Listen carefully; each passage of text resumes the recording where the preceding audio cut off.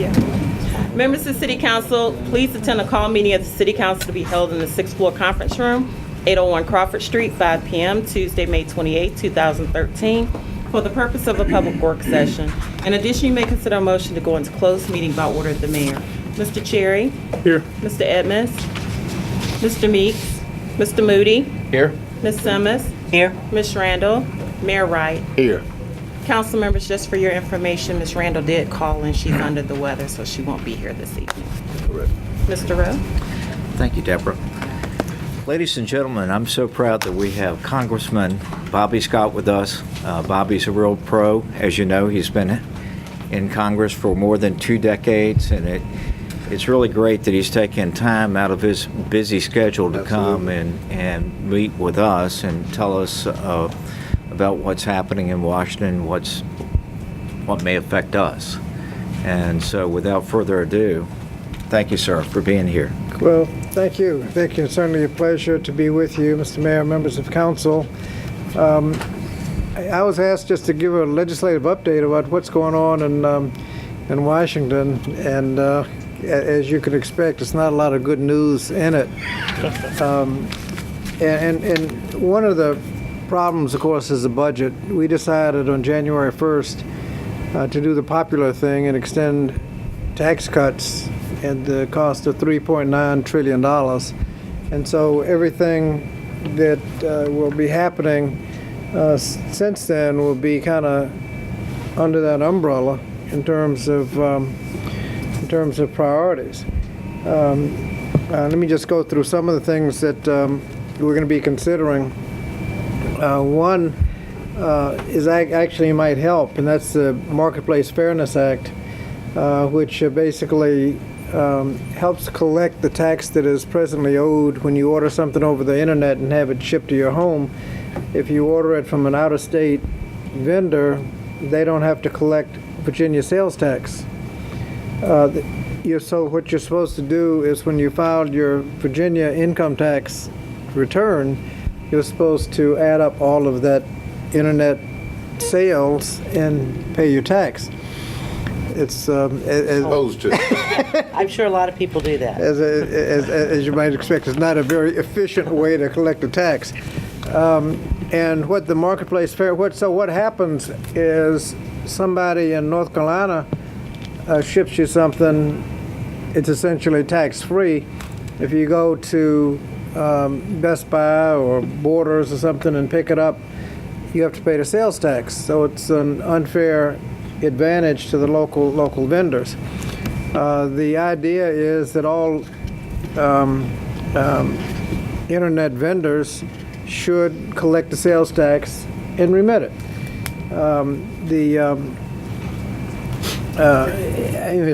It's really not that complicated because of the software that's available. If there wasn't software available, it would require a vendor, say in Portsmouth, selling something in New Hampshire, in Chicago, in Salt Lake City, in Los Angeles, in Dallas, to figure out what the tax is, calculate it, collect it, and then at the end of the month or end of the quarter, write a check to New Hampshire and $8.50 to Chicago and $32.40 to Los Angeles and whatever the tax is all over the country. That would be an administrative nightmare that you wouldn't want to inflict on anyone. There is, however, and this is really what the law considered, software that you can get for free to download it on your computer. And so when you get to that, based on the purchaser's zip code, it will immediately calculate the tax. Just like when you get down to shipping and handling, it'll put the number in there for you. It'll calculate based on how far it is, how quick you want it. It'll give you the shipping and handling, and likewise, it'll give you the tax.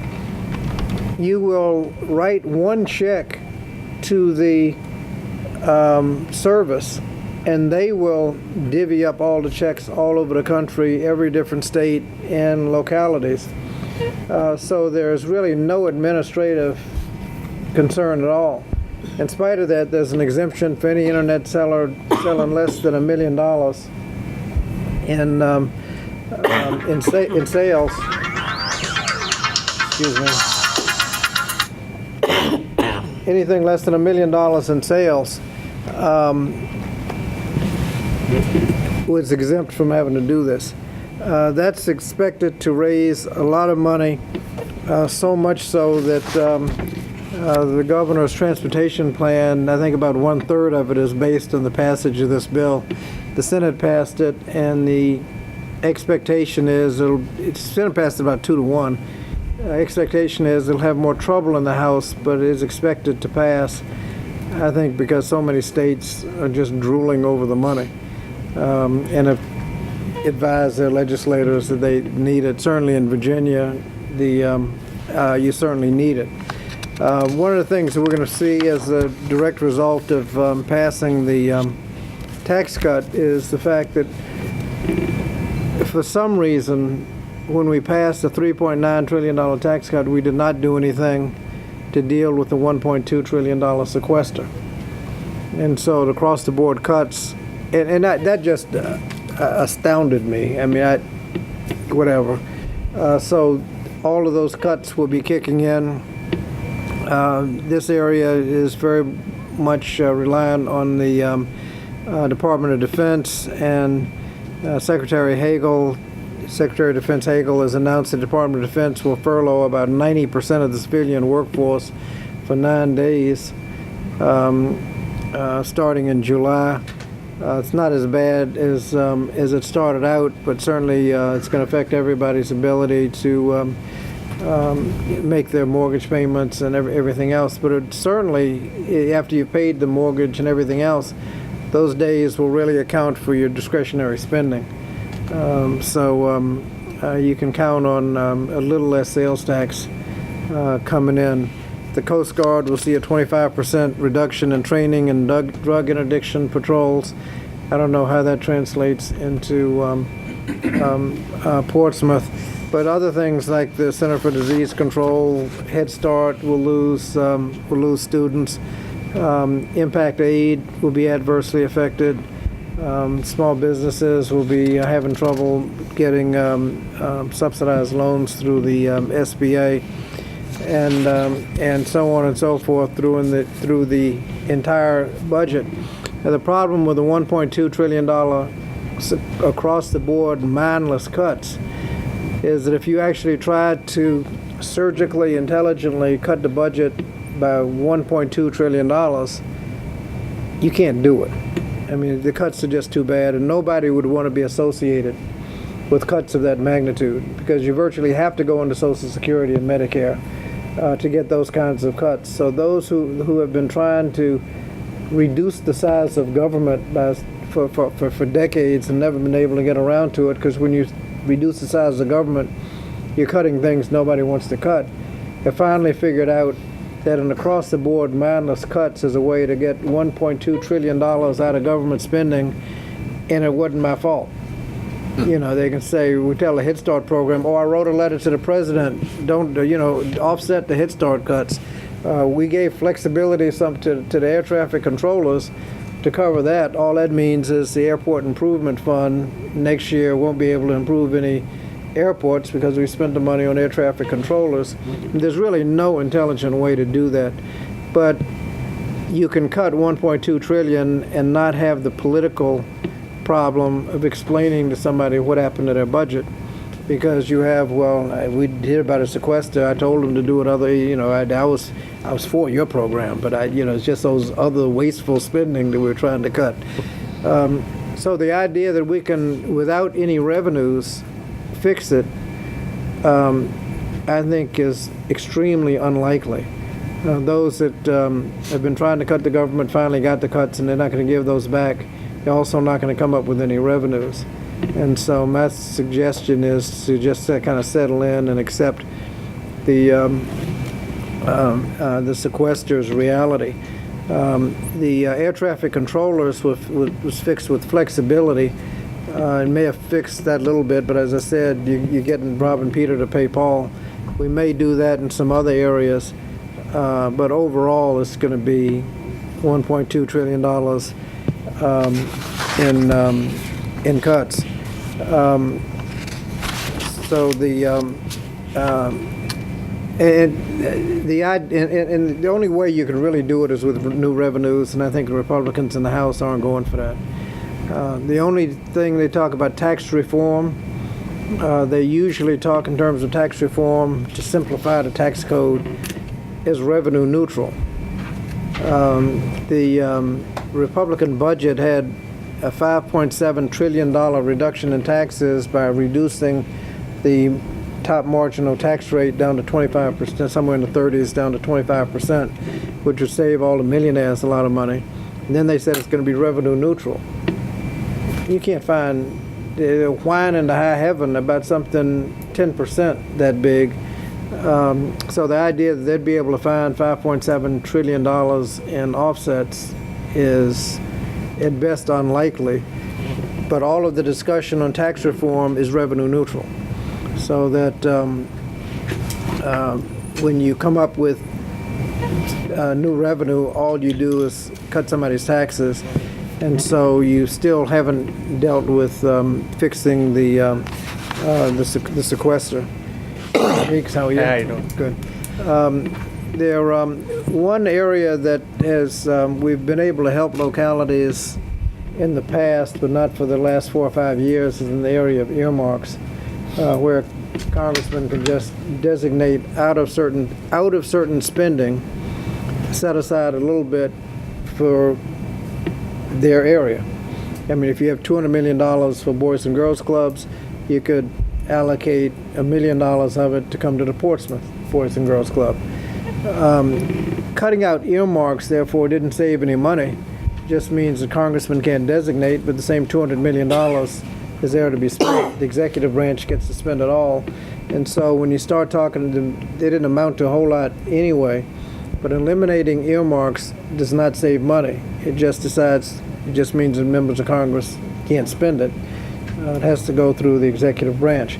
But the earmarks, actually, elimination of earmarks probably increased money, because if I want to get $1 million for the Portsmouth Boys and Girls Club, all I had to do was find $1 million. Now, if I wanted, I maybe have to increase the overall spending $300 million, so that Portsmouth's share might be $1 million. So I'm not sure if it's going to save any money or not. The other area, budget area of concern is the possible BRAC, base closing commission. Commission, how you doing? How are you, sir? Base closing commission. I think there is huge opposition to another round of base closings. They are clearly not worth the money. You've got, I think, in terms of the 5 previous round of BRACs, they're estimating something in the $30 to $40 billion in present value savings. That is, you add up all the costs and then add in all the future savings over 20 years. About what did you save? Some 30 or 40 billion dollars. Now again, put this in context of a $3.9 trillion tax cut. That's 3,900 billion tax cut. If 5 rounds of BRAC produce about 30 or 40 billion dollars, about what 1%, less than 1% of the tax cut. You can't possibly save enough in BRAC to offset what Portsmouth will spend, what Virginia will spend defending ourselves from the next BRAC. Virginia spent about $100 million fixing, buying land around Langley, buying land around Oceana, setting up commissions and studies and lobbyists, running around to try to protect ourselves from BRAC. I mean, if you look at what everybody's spending, they'll probably spend in defense of BRAC about as much as you're going to save. But the idea that you're going to do all 5 previous rounds of BRAC, 30 or 40 billion dollars, so it's another round of BRAC going to save. I mean, you've closed all the things that needed to be closed, so you're really down to the, you've cut all the fat. I mean, you're down to the muscle now. And, you're looking at, will Norfolk Naval Shipyard stay open? And when you start talking about that, you just economically terrorize every community. Who wants to move into a community? I understand that Prince George County had a bond issue pending on the last round, and there was some suggestion that Fort Lee might close.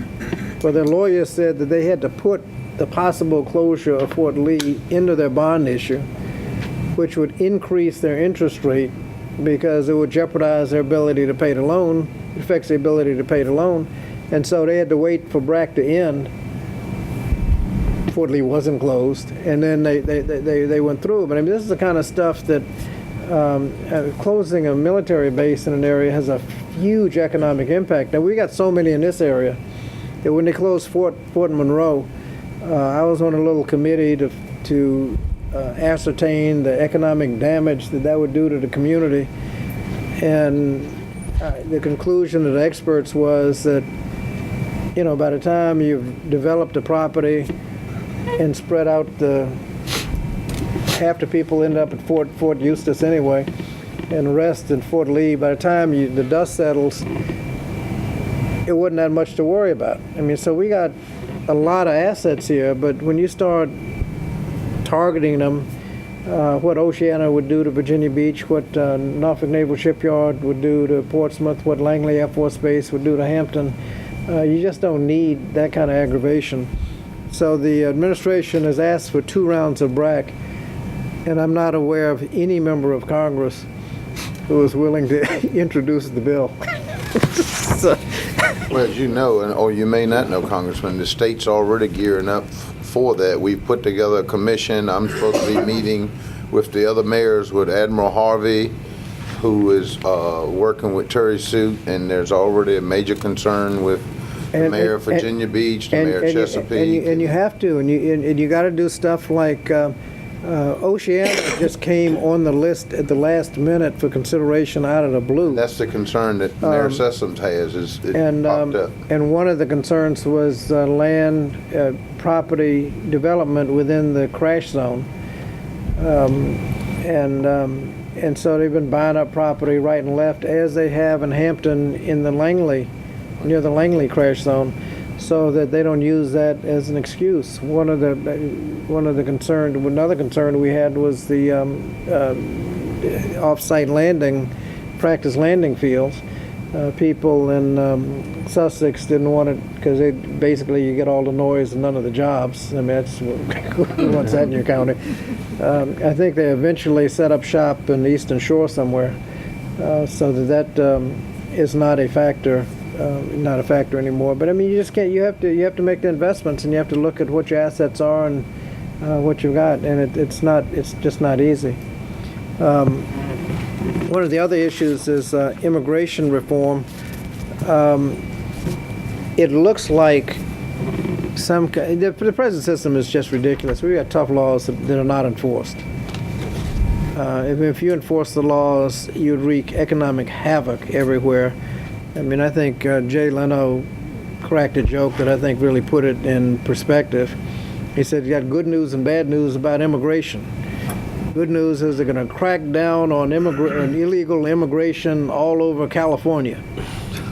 The bad news is a head of lettuce is going to cost you $83.50. There's some things, agriculture, construction, hotel industry, a lot of areas in Texas. If you're running a legal construction operation, you can't win any bids, because you're competing against people that are paying illegal immigration wages, if they pay them at all. I mean, if you're an illegal immigrant, you don't have any. We're going to go to court. I'm an illegal immigrant. They didn't pay me my money. You just don't get paid. And so the present system is just a mess. You've got people that industries that can't get enough high-tech workers in. And so I think there's now a consensus that we need to do something. You've got 11 million that are here that aren't going anywhere. Governor Romney was ridiculed by saying, we just make it miserable for them and they'll self-deport. Well, and that costs them about 20% of the Hispanic vote. And I think they figured they can't win another election if they're running, 25 to 30% in the Hispanic community as a growing portion of the population. And so there's a consensus that we need to do something about illegal immigration. One is for 11 million people that are here, there has to be some credible path to citizenship. That has been a stumbling block because that has been labeled, quote, amnesty, unquote. Look, 11 million people are here. They're not going anywhere. Get over it. They're here. If there's no credible path to citizenship, you can't start a discussion on immigration reform. And so you rough them up a little bit. You make it back taxes, learn English, or pay a fine or something. But you have to have some rational path to the law-abiding 11 million people that are here. After that, as you do that, you secure the border so it doesn't get any worse. But the main attraction to the whole thing is you cross the border, you can get a job. E-Verify, where you verify people's identity and don't let them work, will eliminate a lot of the problem because it would eliminate the incentive to cross the border. So once those are kind of the key elements. All the rest is on the periphery that I think people can compromise one way or the other. There is one glitch that came up, and that is they eliminated the diversity visas in one version. That's for people from a country underrepresented in the rest of the visas. There are 50,000 set aside out of the millions that come in every year. 50,000 set aside for diversity. It's a lottery. You sign up, and if you're from one of these countries, sign up. It turns out 40% of the people that 20 or 30% of the people that get those are from Africa, and 40% of the people from Africa come through that lottery.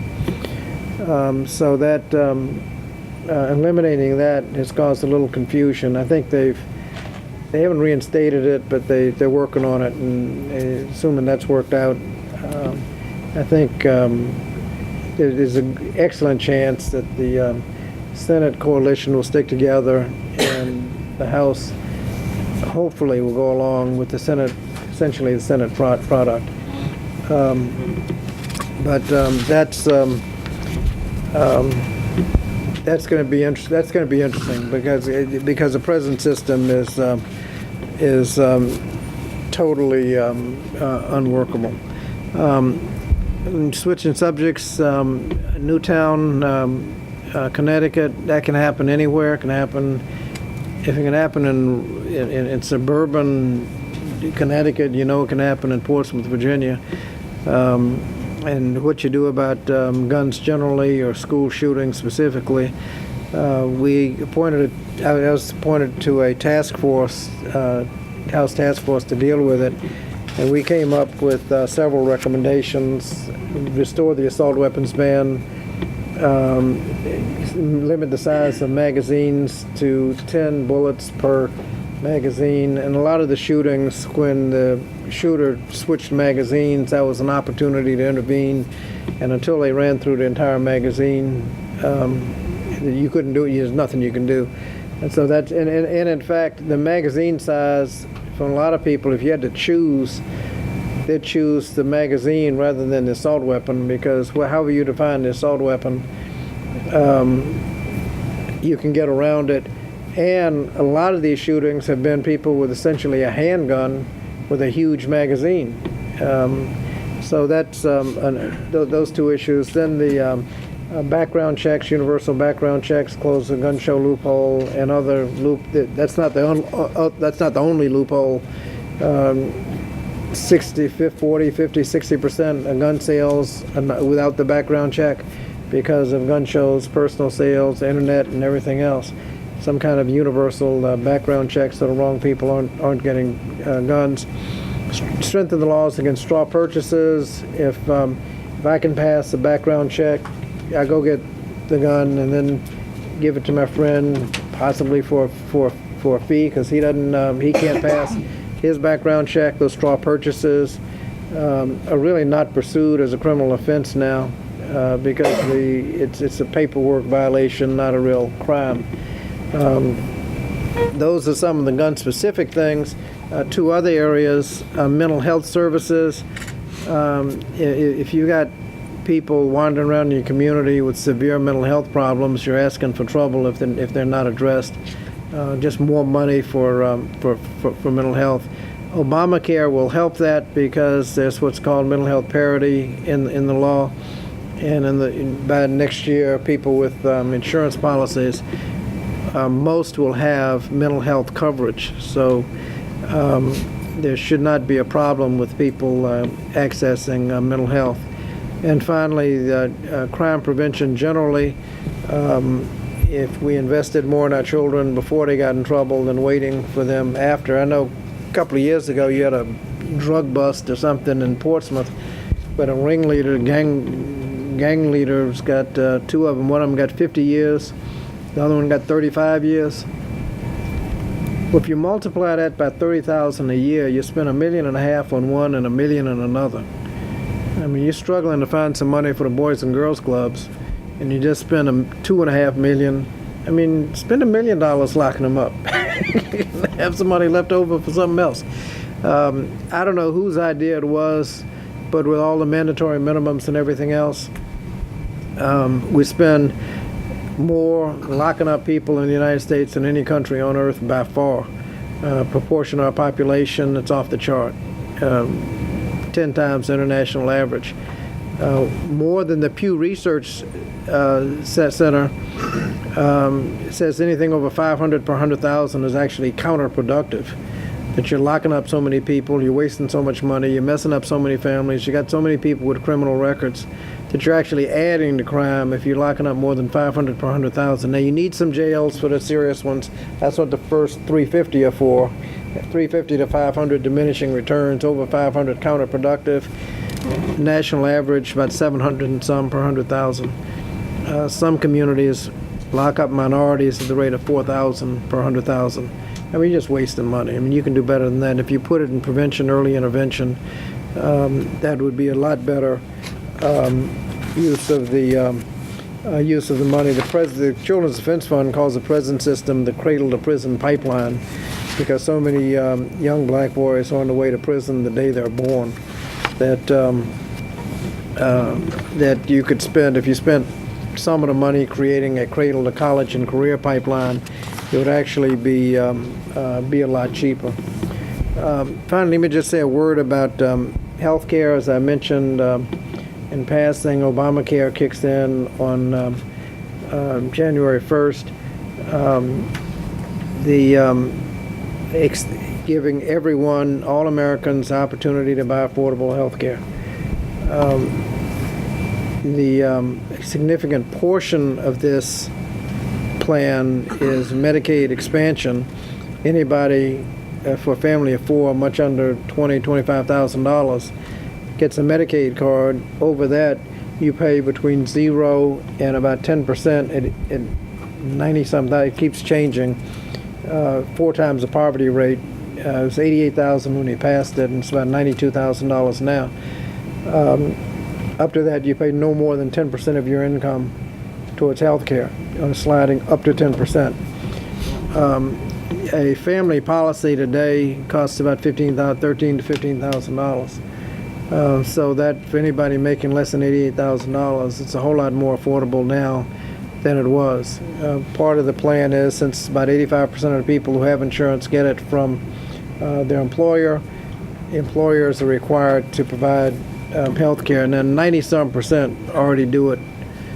So that, for the few freeloaders, when I say freeloaders, because when their employees go to the hospital, they don't pay. They don't have any insurance, so they can't pay. So when everybody else goes to the hospital, they got to pay a little more to cover that. So if your competition isn't providing insurance, you are actually not only losing contracts because you're getting underbid, your employees are helping pay for them when they go to the hospital. It's about $1,000 on a family policy every year, cost shifting on uncompensated care.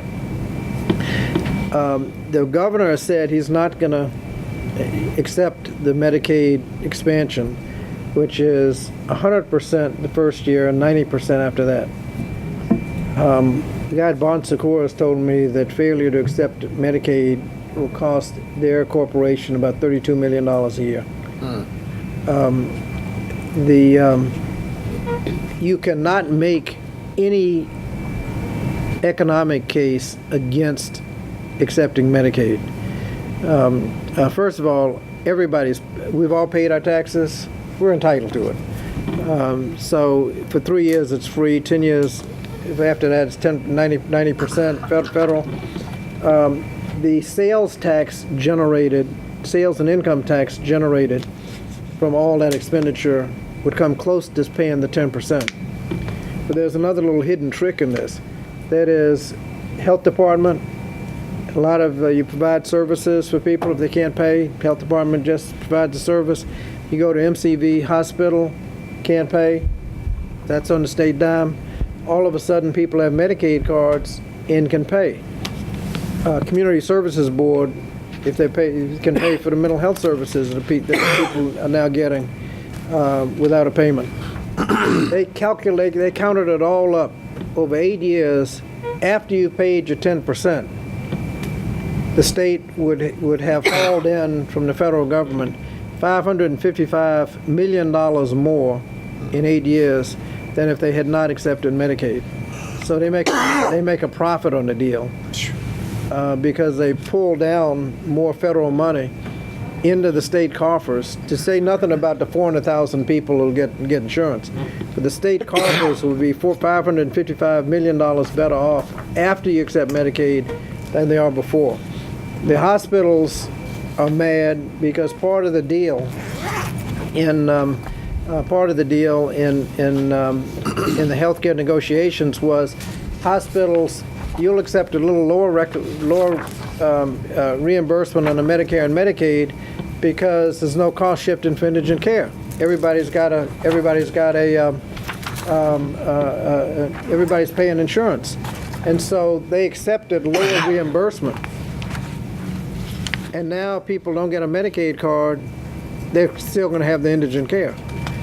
And so they're all mad because part of the deal was that everybody would be paying. Now you got 400,000 people still showing up without paying. I expect before much time that the state will accept Medicaid expansion. It's about $8 or $9 billion over the next 6, 7, 8 years.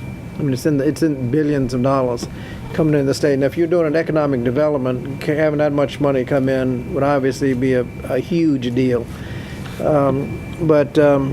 Hospitals, pressure on the hospitals, and 400,000 people losing insurance because of failure to accept what people have already paid for. I think the political dynamics will require the state to accept Medicaid. It's also a question that you have an election in November. If a Democrat wins, I think it would be, obviously he's going to accept.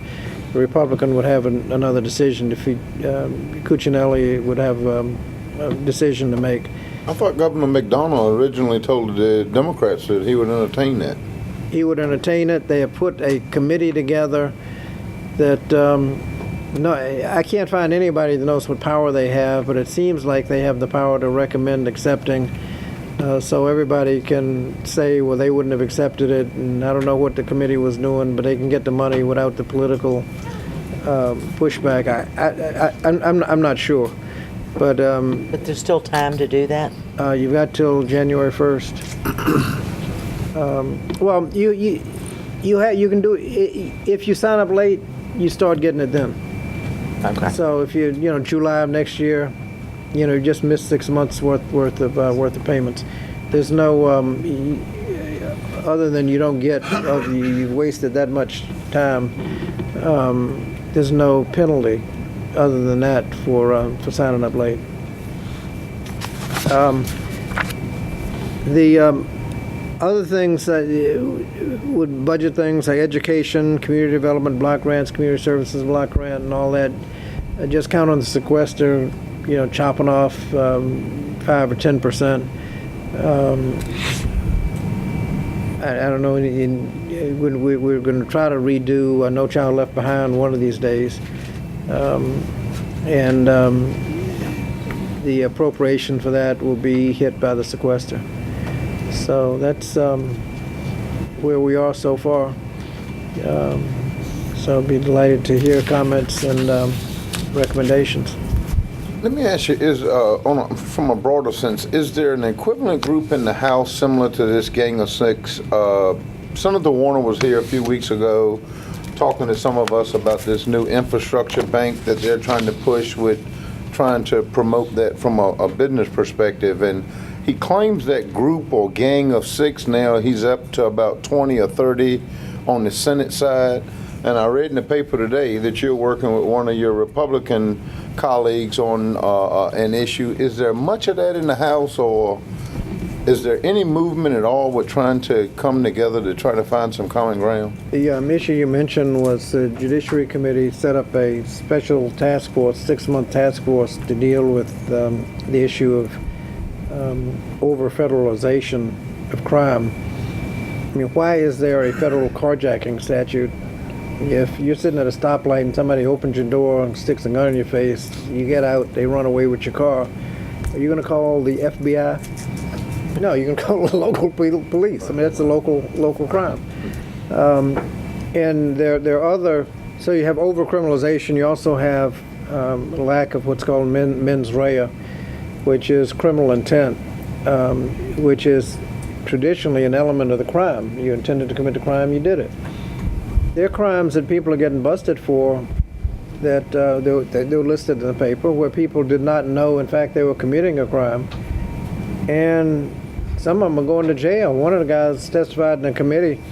He was importing some lobsters for sale and didn't have the right size box or something. He ended up in prison. I mean, okay. I mean, that's what fines are for. I mean, you know, if you didn't do your business right, you know, fine appropriate to the occasion, but not jail.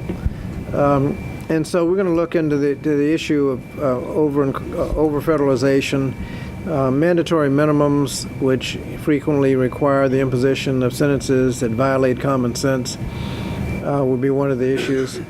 So now y'all just going to do all the low-hanging fruit, Congressman, or are you going to work together to get it to some of the matters that require some teeth? There's another issue, and that is that you've got all these regulatory crimes where you get violation of a regulation is a criminal offense, and then the regulators get to decide what the regulations are.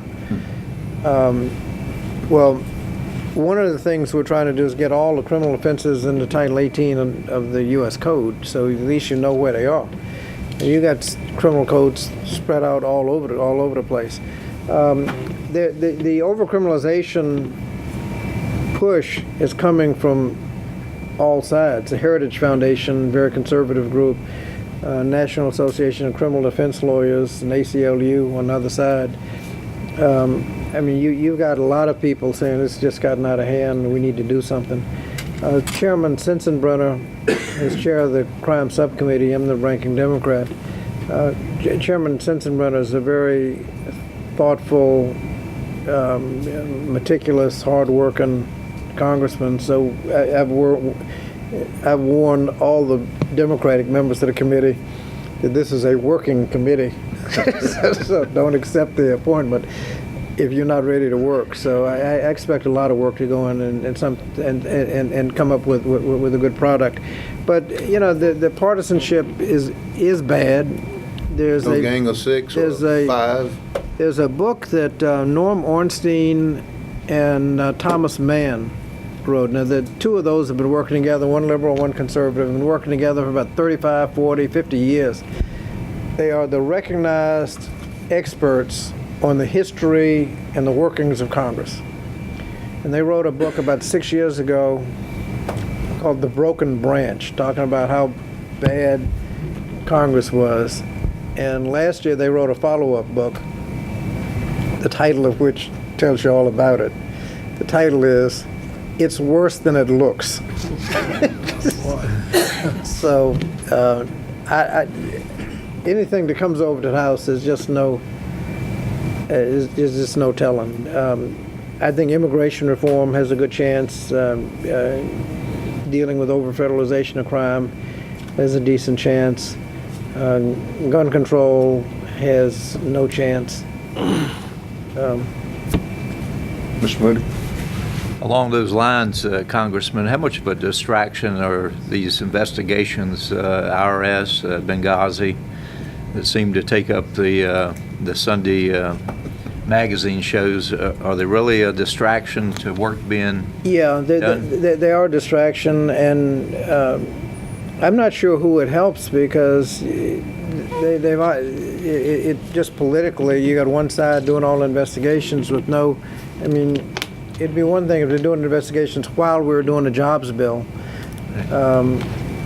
But I mean, some of the stuff has been so over politicized that it loses credibility. The Benghazi, for example, I'm just disgusted with the administration response on Benghazi. I mean, you have the same bunch that's whining the loudest today was the bunch that cut embassy security hundreds of millions of dollars in the years leading up to Benghazi. Now, there's an attitude around Congress, if you cut taxes, it has nothing to do with the budget. You can cut the budget, it has nothing to do with services. I mean, you cut hundreds of millions of dollars out of embassy security, and then they're the first ones to jump up. What's up with the embassy security? If I saw a chart with all of the embassies that had been attacked, you had Benghazi with 4 lives lost. During the Bush administration, they had about 8 or 9 with a lot more people dying in the process, no investigation.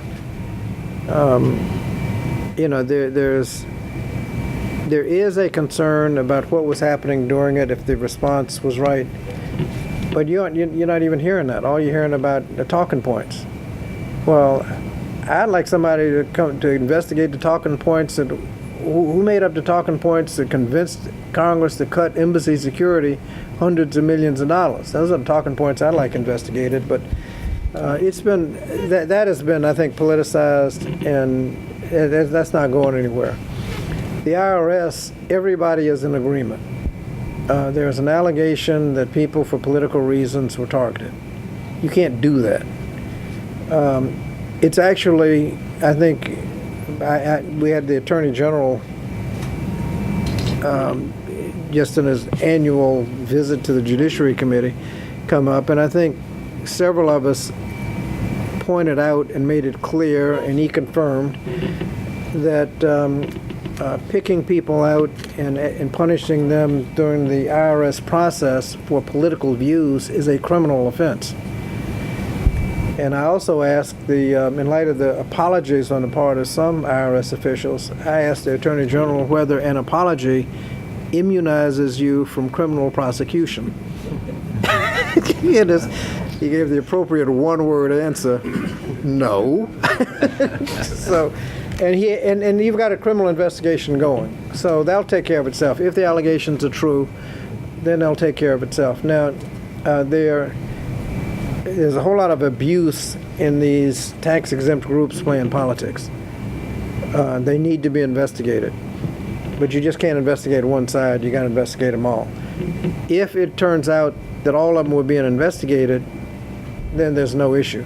If it turns out that just some, based on politics, were investigated, then somebody is going to scramble. I mean, the lady pleaded. The lady pleaded the fifth. That tells you how serious the investigation is going. She was lambasted by one of the other congressmen. Well, You can't come here and say you're innocent and then plead the fifth. well, that's why she's not working today. That the AP is a different story. The Attorney General has suggested that the crime that they were investigating was serious, and this was absolutely necessary to protect lives and the national security of the United States. If that's true, then there's no problem. They haven't come up with all of the evidence to back that up. The fact is that reporters are not beyond the law. But traditionally, even though they may be in technical violation of the law, the respect for the First Amendment is such that if there are leaks, you just put up with it, rather than intimidate the press with subpoenas. There's a cartoon that I saw some time ago of a White House meeting with somebody slipping a note outside the window to a reporter, and the note says, "He says we got to stop these leaks." The leaks, they're leaks. Just get a life. You hate it. People that have all kinds of motivation. You leak to reporters so that your side of the debate, you want to leak. If they're thinking of something stupid, you want to leak it so it gets killed before they can start implementing it. A whole lot of reasons people leak stories to their favorite reporters. That's going on. Just get a life. You don't like it, but that's just the way it is. Technically, you can use the criminal justice process to cut it off, but I think, as you can see, that causes more problems than the aggravation of putting up with the leaks. I think most think that the administration went a little too far on these, that they should have just put up with the aggravation of the leaks. But if the situation was such that people put lives in danger, that kind of puts it in a different light. Bishop, any question? Yes, ma'am. Back at sequestration, when you first started talking, you talked about the new reality. Does that mean that these furloughs and budget cuts you think will be permanent?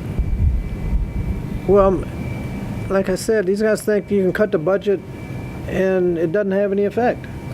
And we had a hearing on why the Department of Homeland Security is letting detainees go. They cut the budget. You got so many detainees per staff person, you cut the budget, you got to fire some people. You got to let some people go. They were nicer than I would have been listening to the testimony. They said, well, they screened them and the people weren't dangerous and this, that, and the other. I'm waiting for one of them to say, Congressman, what part of arithmetic do you not understand? You cut our budget. Did you not know you cut our budget? What's up with it? But I don't see how you can get around sequestration, because you got to find the money. You can either, only two ways of getting the money: cut something else, and you've cut everything to the bone already, or come up with some new revenue. That's why it was just such a scandal that we voted to the $3.9 trillion tax cut. We should have gone over the cliff, let the taxes reset back to where they were when we were creating all the jobs and balancing the budget. The first order of business should have been to deal with the sequester. And maybe you can only afford, instead of a 3.9, maybe you can only afford a $2.7 trillion tax cut. And how about a job of, $500 billion for jobs? You can hide $500 billion, we put 3.9 trillion tax cut, $500 billion, 500 billion, at 50,000 each, that's 10 million jobs. You'd end unemployment as soon as you can get the money out of Washington. No jobs bill, $3.9 trillion tax cut. So there was no discussion, Congressman, to at least modify the tax cuts to keep sequestration? You're only talking 1.2. Yeah, and you did 3.9. And you did 3.9. To modify that so you're not going through all this. There was no real legitimate conversations about that? There were, Jim Moran and I from Virginia, and maybe a handful of others, were lobbying till we're blue in the face about why are we doing this before we've done, one, a sequester, and two, jobs. You'll have to ask somebody that voted for it why they voted for the $3.9 trillion tax cut. Now, it made no sense. It was a popular thing to do, but what did they think was? Right now, what did people think was going to happen? I don't know. You know, everybody you celebrate the tax cuts, and then you turn around, haven't dealt with the sequester, haven't dealt with jobs, and so haven't dealt with Social Security and Medicare. How are you going to pay for it? You're talking about cutting Social Security and Medicare. Raise the age of 3.9 trillion 10-year tax cut. 3.9 trillion. Raise the age of Medicare from 65 to 67. Gets you 125 billion. 0.1 trillion. We're talking about cutting Medicare after $3.39 billion BRAC savings over the last 5 rounds. $3,900 billion tax cut. I mean, you know, I told him, and I told him I was going to buy a tie. Said, I told you so. But So these continuing resolutions is going to be a thing of the future as well. I mean, because that's got a lot of us contractors and just nervous because you're only getting it in 3 months increments. And the problem with that is that nobody. And this is the nice thing about the sequester. You don't have to make any decisions. I mean, Head Start wasn't my fault. Meat inspectors wasn't my fault. Education cuts wasn't my fault. Food stamps wasn't my fault. You know, I was for your program. I wrote the president a letter. Don't cut your program. Once you start doing a budget with numbers on line items, then yeah, I voted to cut your program. You know, nobody wants to be there. And so the sequester is the only way you can get. It's the only way you can get $1 trillion out of the budget. And people say there's a spending problem. We're on track to the lowest percentage of GDP in non-defense discretionary spending since Eisenhower was in office, before Medicare and Social Security. I mean, so it's not a spending problem. I mean, if we had in 2001. Before the Bush tax cuts, before 2 wars without paying for it and without a prescription drug benefit that wasn't paid for, we were on track to paying off the entire debt held by the public about 5 years ago, 2008. We'd owe China, Japan, and Saudi Arabia nothing. There'd be no government bonds. In fact, in 2001, when Chairman Greenspan was testifying, the questions he was getting were questions like, are we paying off the national debt too quickly? What would happen to long-term interest rates if there are no government bonds? Because pay off the national debt, no government bonds. How do you calculate investment strategy? Because government bonds is calculated at 0 risk, and as you get more risk, you expect more returns. What's going to happen to investments if there are no government bonds to kind of set the 0 risk? But those are the questions he was asked. We had about a $5 trillion, 5-point-something trillion dollar debt, totally paid off by 2008 at the rate we were going. Instead we did the 2 tax cuts, 2 wars not paid for, and a prescription drug benefit not paid for that ruined the economy. And now it's at 16 and growing. You know. Yeah. Yes, sir. You know, to get back to the spending thing, and some issues I think stick with the public more than, you know, the Medicaid issue obviously is costly. It's going to be costly to the consumer as well. But the Abrams tank issue, and you get an issue that the Army says they don't need them, and you would think if they needed them, that would be the branch of government that would know.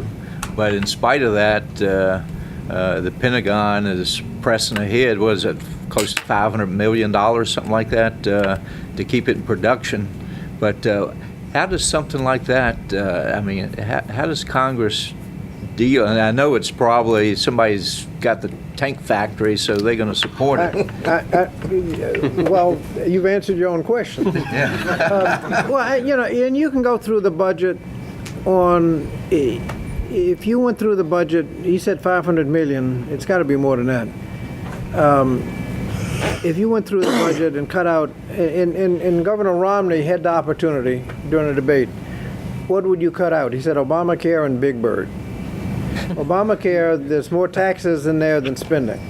We actually more than paid for it. Big Bird, public broadcasting does not represent a substantial portion of even 1% of the budget.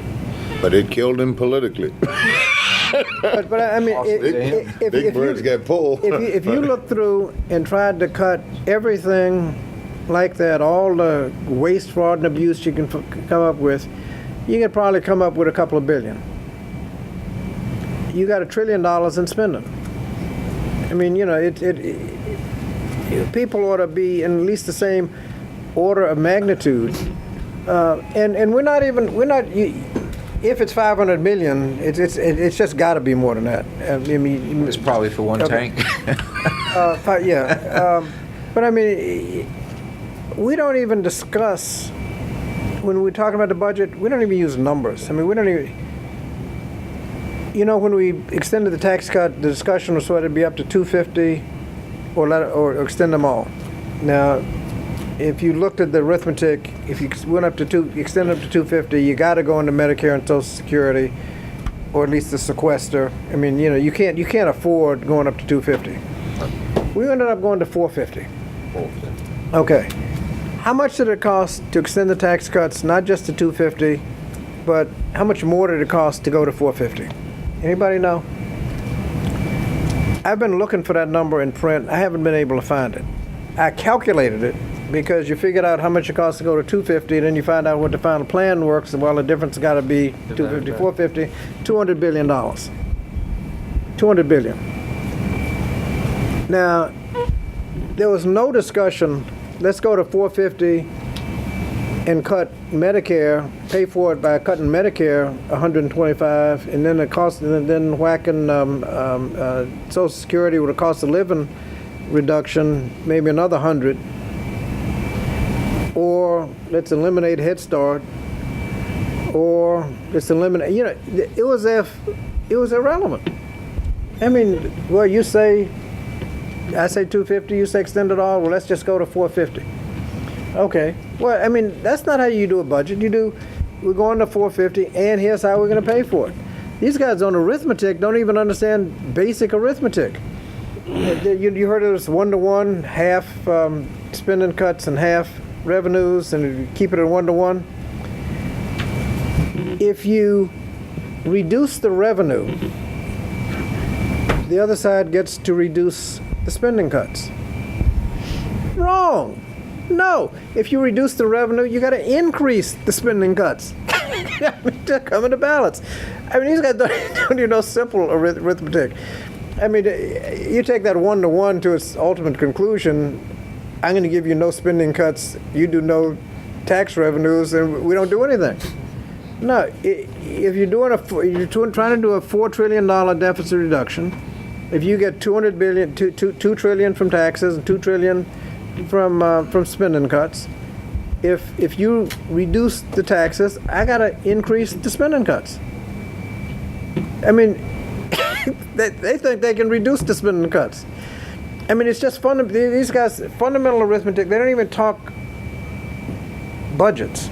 But I mean, when they went to 450 and spent $200 billion extra money, I haven't run into anybody in the United States that had a clue as to what that cost or what the offset was.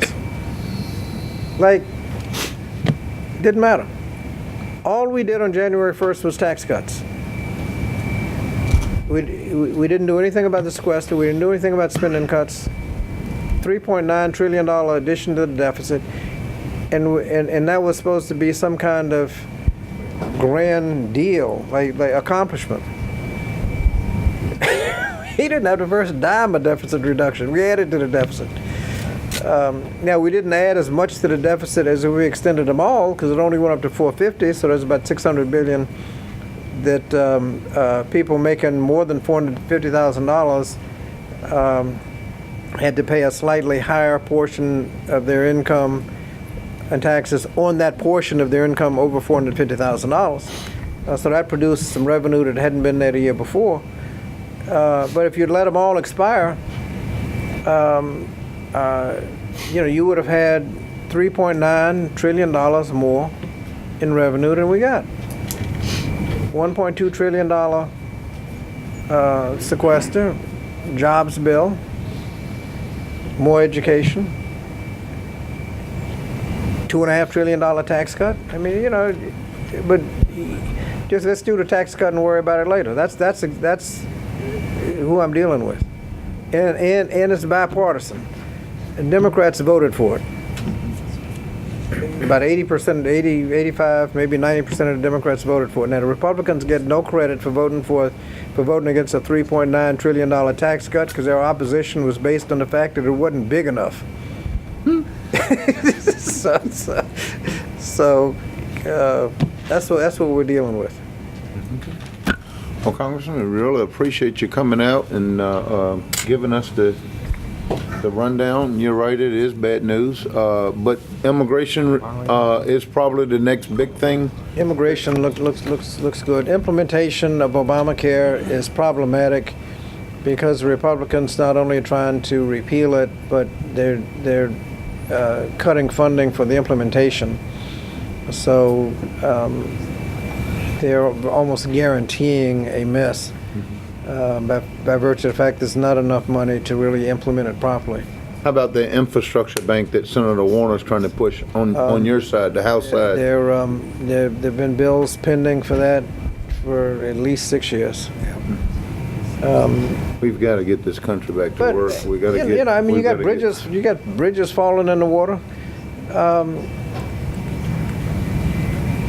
What the engineers say, we got about a $3 trillion backlog, something like $3 trillion backlog in infrastructure, 3.9 trillion tax cut.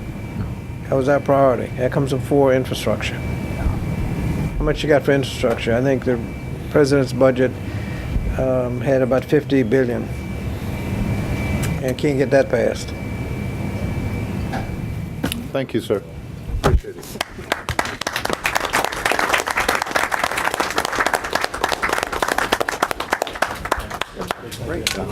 Yes, sir. Sure. You want a picture? Okay, the boss wants a picture. We got to do what she says. Council member, please. Okay, all the council members? Yep. Want to come up here with that too? Chambers, is that back here? Oh, okay, that's great. Where we going?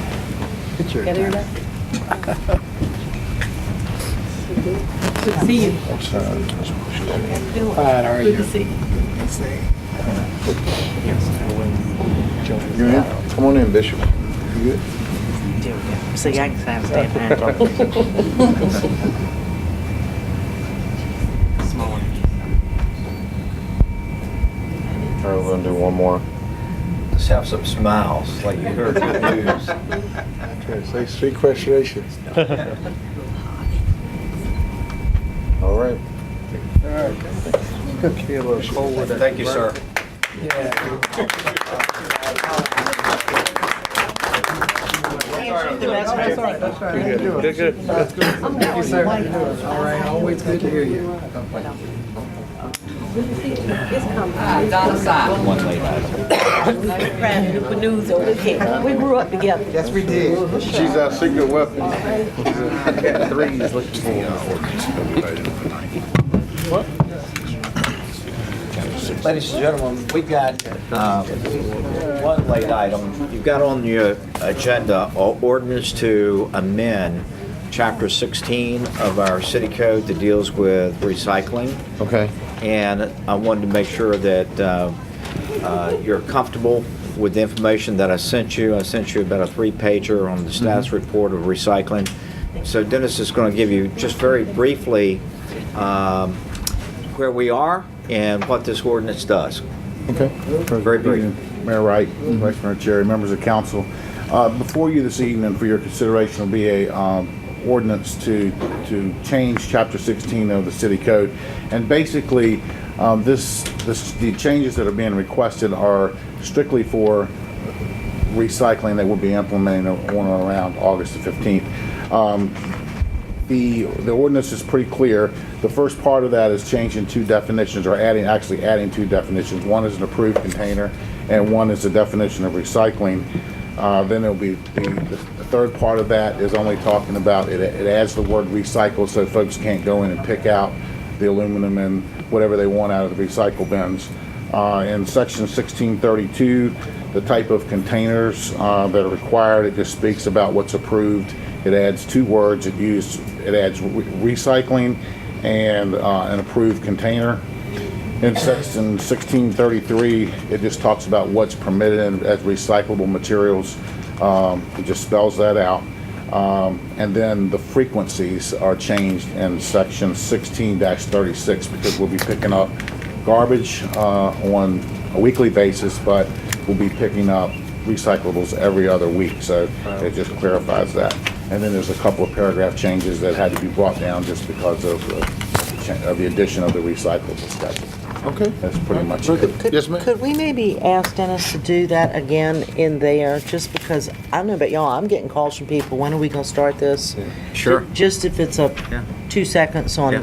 we're doing this because of this Right. And progression. we're still on schedule to start August the 15th. August 15th. There was a lot of information in what I sent you over the weekend. The cans will start coming in on June 8th. Right. I saw the they'll Port Authority agreed to let state us have that, the, very nice. use the land. Visualize them stacked together, so you have to unstack them, put the wheels on, put the top in. Remember, we're going to have, when you open the top, there's going to be a label telling the resident what they can recycle. So all that's going to be done with the cans being distributed starting the week of July 15th. Okay. The trucks are in now. The last one came in today. So we're moving really, really I fast. think three, that's the right? kind of quick Yes, sir. 3 information trucks is Yes, what sir. we got. Yeah. And the public would like to have. No cost No cost, no on cost, no the cost. container. That's a good idea. Maybe we can do that. We can do that. Get him- Yes, sir. Okay. Just- All right. You look great in the parade, by the way, yesterday. Thank you. Thank you, sir. All right, next. That's it, sir. That's it? We have a need for a closed session. Oh, yeah, I'm sorry. On your agenda too, and this is George's recommendation, I think it's an excellent one, is the, as you know, the EDA and the PPIC are recommending to council that the ownership of the lots at Sugar Hill be transferred to the city, so the lots are under one ownership. And this is what it will look like after you take your action tonight. The legend is light blue or purple for City of Portsmouth. Then you can see the PRJ and then the privately owned. So you can get a feel for how the ownership is distributed. And again, this is an information item. And this takes a lot of burden off of them as well Yes, with sir. the cutting the grass and all of that Exactly, stuff. yeah. They're working on our behalf and we need to relieve them of it, so, okay. All right, that's- The backup materials that you had received for the item was sort of a rainbow. I thought this would Yeah. make it yeah, easier good. to No, get a very good, visual. very good. Good idea, George. Okay, we got a motion for close? I move to go into a closed meeting pursuant to Virginia Code Section 2.2-3711 for the following purpose: consultation with legal counsel and briefing by staff pertaining to a matter of actual litigation, Wright versus City, where such consultation or briefing in open meeting would adversely affect the litigating posture of the city as permitted under subsection A7. Second.